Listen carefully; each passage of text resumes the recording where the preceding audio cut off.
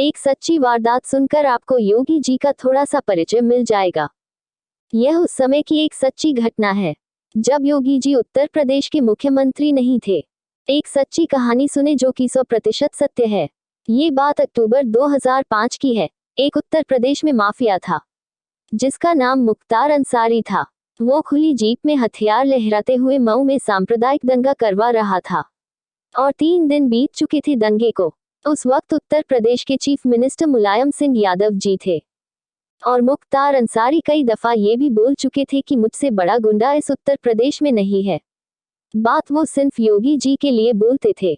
जब दंगे का तीसरा दिन था तो प्रशासन और उत्तर प्रदेश के चीफ मिनिस्टर इस दंगे पे कुछ भी नहीं कर रहे थे, मूक दर्शक बने बैठे थे।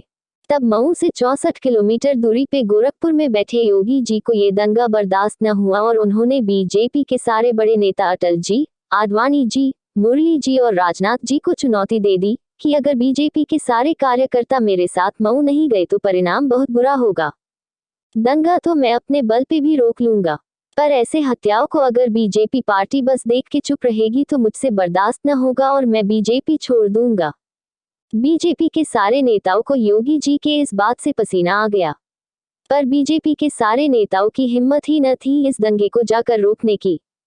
इसकी वजह सिर्फ चीफ मिनिस्टर मुलायम सिंह यादव थे, क्योंकि बीजेपी के सारे नेताओं को पता था कि जब अयोध्या में कारसेवकों पे ये मुलायम गोली चलवा सकता है और जो कार्यसेवक पूरे देश से आए थे तब भी गोली चलवा दी, तब ये तो एक छोटे से शहर में दंगा रोकने जाना है जहां दंगा करवाने वाला भी एक कुख्यात अपराधी है और शासन करने वाला भी गुंडा है, कभी भी गोली चला सकता है।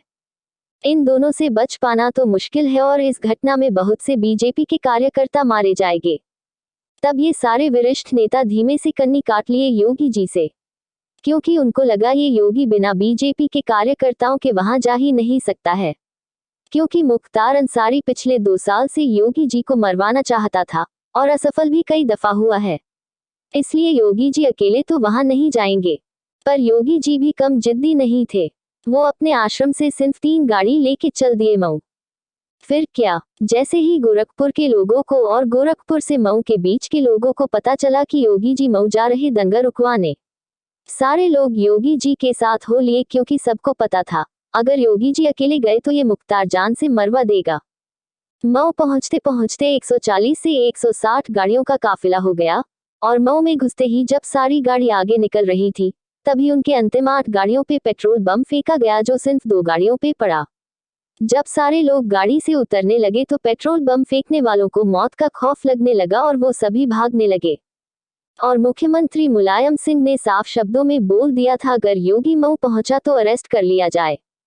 तभी प्रशासन भागे भागे योगी जी के काफिले की तरफ पहुंचा। प्रशासन के भी हाथ पांव फूलने लगा इतना काफिला देख के। इस प्रशासन की हिम्मत ही न हुई कि अरेस्ट कर सके। फिर उसी दिन मऊ का दंगा खत्म भी हुआ। वजह जानते हो क्यों? क्योंकि जब प्रशासन ने मुख्यमंत्री मुलायम को ये बताया कि अगर हम योगी जी को अरेस्ट करेंगे तो ये काफिले के लोग हम लोगों को जान से मार देंगे और मुख्तार को भी नहीं छोड़ेंगे। फिर दंगा खत्म होने के बाद योगी जी ने बीजेपी छोड़ दी, पर बीजेपी इनका इस्तीफा नहीं ले रही थी। योगी जी को बड़ा मनाया जा रहा था कि योगी जी आप बीजेपी न छोड़े। राजनाथ सिंह जी लगातार फोन करते कि मैं आ रहा गोरखपुर बात करता हूँ आपसे। तब इन्होंने राजनाथ जी को सीधे बोल दिया कि गोरखपुर में कदम भी मत रखना। तब अटल जी बड़े विचलित थे कि पूर्वांचल का एक ही तो नेता था, अगर वो बीजेपी छोड़ देगा तो कैसे चलेगा। तब आडवाणी जी गोरखपुर पहुंचे, बीजेपी के अध्यक्ष भी शायद पहुंचे, बहुत मनाया गया। 2 दिन बाद माने योगी जी। अब सोच लो दंगाइयों, ये योगी जब कोई मंत्री सीएम न रह के दंगाइयों और माफियों को भगा सकता है और बीजेपी को लात मार सकता है, तो जरा सोचो अब तो ये प्रदेश का मुख्यमंत्री बन के बैठा है, ये क्या से क्या न करवा दे। आज उत्तर प्रदेश की हालत बहुत अच्छे है, गुंडागर्दी लगभग खत्म हो गई है। जितने भी गुंडे थे वह जेल से बाहर नहीं आना चाहते। योगी जी कड़क मुख्यमंत्री है क्योंकि उनका उद्देश्य उत्तर प्रदेश में एक बेहतर शासन देना है। वीडियो देखने के लिए धन्यवाद। कृपया लाइक, शेयर और सब्सक्राइब करें।